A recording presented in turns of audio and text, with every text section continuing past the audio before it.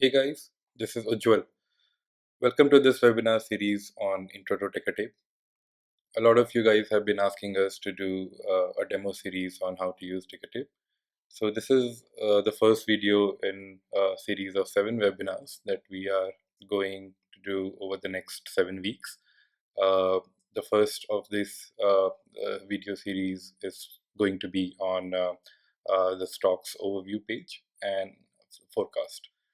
Before that, let's see how you can access Tickertape from within your favorite stockbroking platform. So let's move over to Kite. A lot of you must have seen the fundamentals option in the stocks that you must have saved to your market watch. So let's look at Reliance. Let's go to the overflow menu and in the fundamental section. This is called the stock widget for Reliance. We have shown a very concise view of the different metrics for Reliance so that you can get a good glimpse of what the different fundamentals for Reliance are. We have organized the information in different tabs. We'll go through each tab in detail. But if you want to see more detailed information about Reliance, you can always click on See Detail Info, which will take you to Tickertape, and we'll go through those pages in detail as well shortly. On Overview tab here, we show the key metrics of Reliance. This is the market beta, market capitalization, 52 weeks, high and low, P, PB, dividend yield as compared to the sector P, sector PB, and the sector dividend yield ratios. A lot of you have asked us questions on why these numbers sometimes differ from, let's say, the numbers shown in the NSE website. So the numbers shown on Tickertape and the stock widget are consolidated numbers, whereas the numbers you might see on the NSE website, for example, are standalone numbers. We believe that consolidated view gives a better understanding of the stock's fundamentals as compared to standalone numbers. So all these numbers are consolidated numbers. Events tab shows the past and upcoming events that are dividends, corporate actions, and announcements for the stock. There is no upcoming event on Reliance, but if we were to go to, let's say, Infi,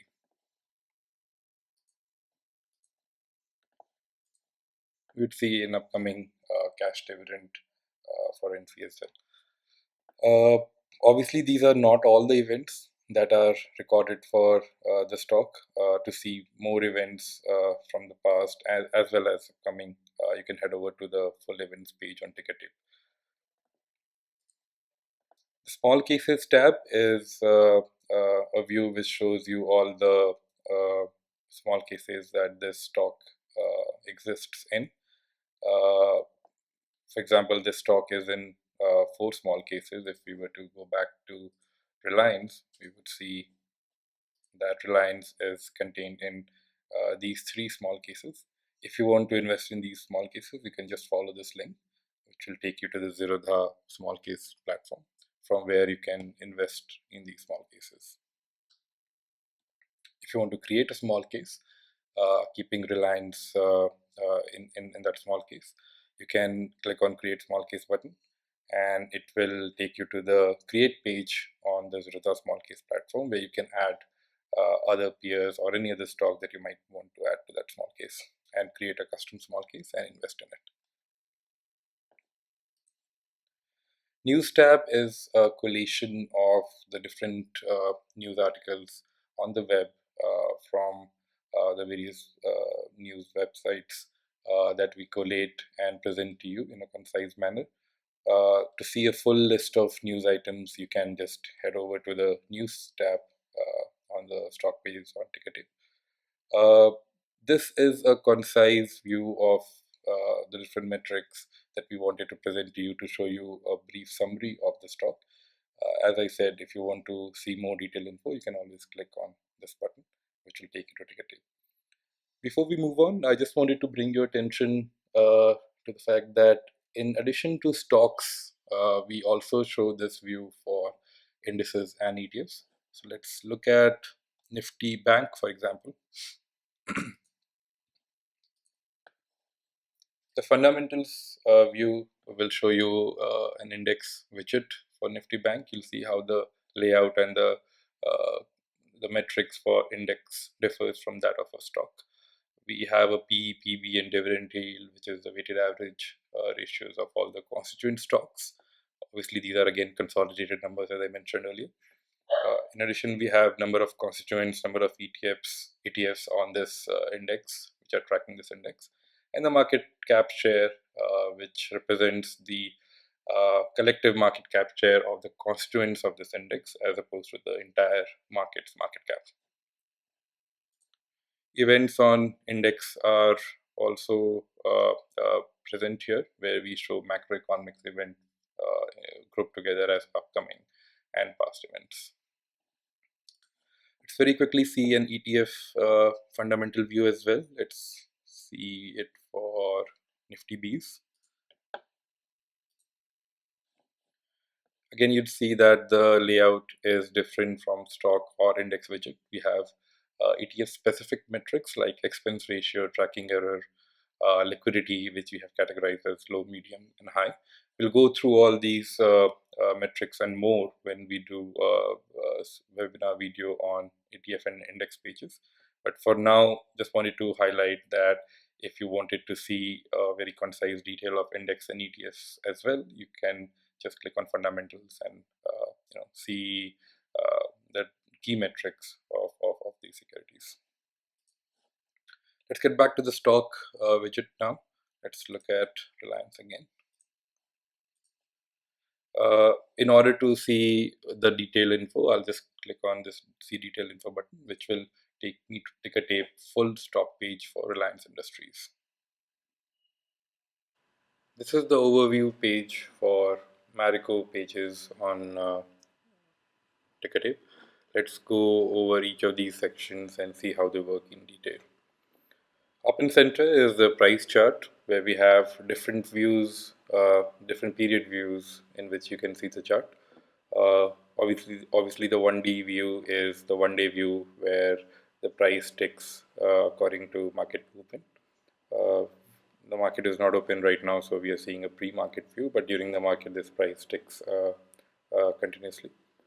Moving over to say the 1 week view, we have presented it in different segments. You can either select a certain portion to see the change in that period, or you can hover on the relevant day and see the return during that day. Similarly, for 1 month, we have segregated into different weeks. For 1 year, we have segregated into different quarters, and for 5 years, into different years. These are calendar years. Our SIP chart gives you an indication of where your investment and total value of your portfolio would have been if you would have invested a certain fixed amount every month in the Marico stock. This is a good indicator of seeing the effect of an SIP working wonders for your portfolio, where you invest in a disciplined manner every month. Below that, you'd see descriptive details on the industry, rather the sector for Marico, as well as its large cap or mid cap categorization. The risk card gives you more details on how volatile the stock is compared to Nifty. So this uses standard deviation of returns for Nifty as well as the stock to compare the two. Key metrics is a feature which lets you set different metrics that you want to look at. I have customized my key metrics to show these 6 values. Basically, you can click on edit, and let's say if I want to look at capital expenditure, for example, I can just select that. I can move it around. I can choose other metrics as well. Let's say if I wanted to look at net income,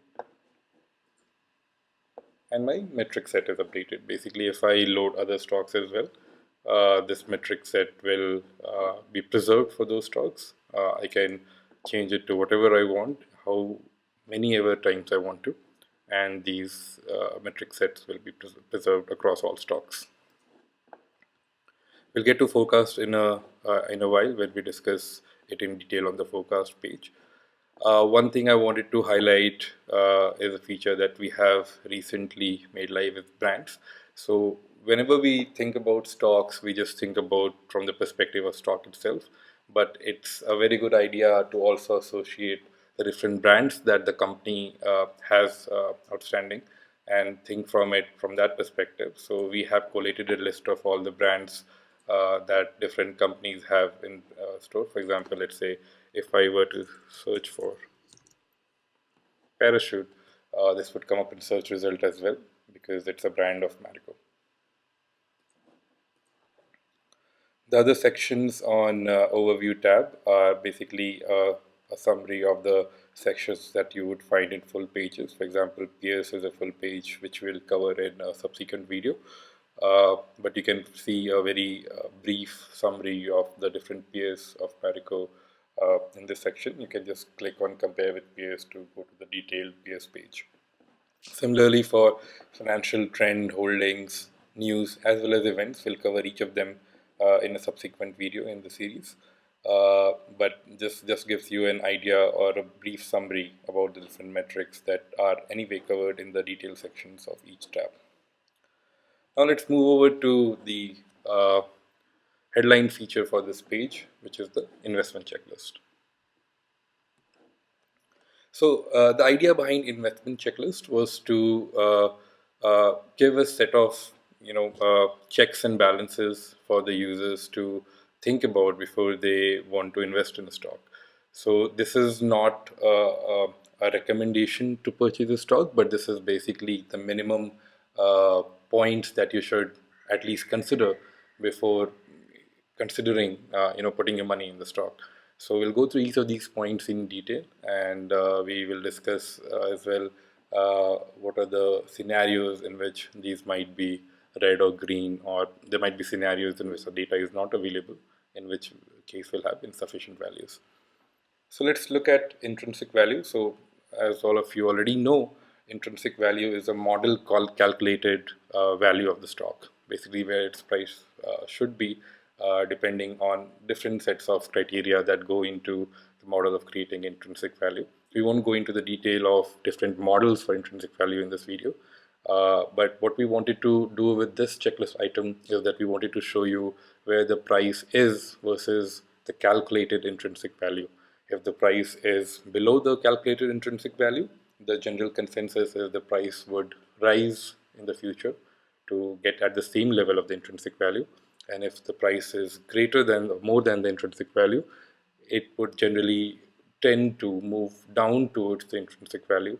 So it might have a negative return effect on your holdings.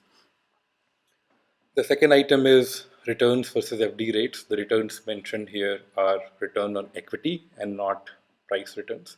So one thing that is a basic, let's say, consideration that anyone should think about is if I have 100 rupees to invest, if I'm considering, let's say, investing in Marico, should I be investing it in Marico, or should I be just putting that money in an FD, which would give me better return? Any stock which over extended periods of time does not give better returns than FD would not be considered a good investment from a return perspective. So what we've done is that we have calculated a 5-year average return on equity for stocks and compared them to prevailing FD rates with some buffer of about 2% to make sure that we're doing an apples to apples comparison. Obviously, there is a lot of friction as well in creating portfolio, etc. So if the 5-year average ROE is substantially greater than the FD rates, then this is something that you should look at, or something that is not a red flag. But if the return on equity for the stock is considerably lower than the FD rates, then that should be considered as a red flag because the stock is not even able to generate returns on equity equal to the FD rates. The third item is on dividend returns. So what we've done is that we have compared the returns, the dividend returns for this stock versus the market. So basically, whatever comparison, whatever red or green status that you see for dividend returns is based on the Nifty dividend return. So if the stock is performing better than Nifty in terms of dividend returns, giving out more dividend returns than Nifty, then that stock will get a green indicator, and all other stocks which have a dividend yield less than Nifty will have a red indicator. We use 5 years average dividend yield for that. So you might see for new stocks which have been listed for less than 5 years, who don't have enough dividend yield history to for us to calculate this metric. So new let's say listings might not have sufficient data for us to give you an analysis on this point. The fourth point is on the point of entry. Basically, even after all the analysis, if you realize that the stock is a good investment, where you enter the market or rather where you purchase the stock is also something that contributes greatly to your final returns. So we have created this checklist item to see whether the stock is overbought or oversold. So we use the 14 days exponential RSI index, so which is the relative strength index, and we compare it across time to see whether the RSI level is below a threshold amount. If that's the case, then that's a green signal for the entry point item. If it's above that threshold amount, it's a red signal. And the final point on investment checklist is the red flags. It's a combination of three different input points. So the first point is ASM GSM list. So ASM and GSM lists are basically lists which are disseminated by the exchanges to make sure that the investors are safeguarded from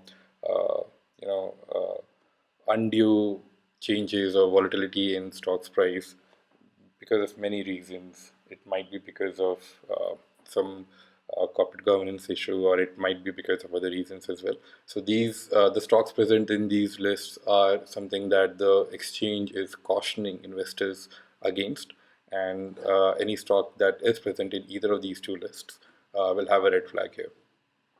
The next point is on pledged promoter holding. Obviously, you already know that a very high level of promoter holding that is pledged is kind of a negative signal for the stock. The way we calculate the red flag for pledged promoter holding is on a relative basis. So we compare it against the market, and if it's more than a certain threshold, then a stock is given a red flag for pledged promoter holding. If it's less than that threshold, then it's a green signal.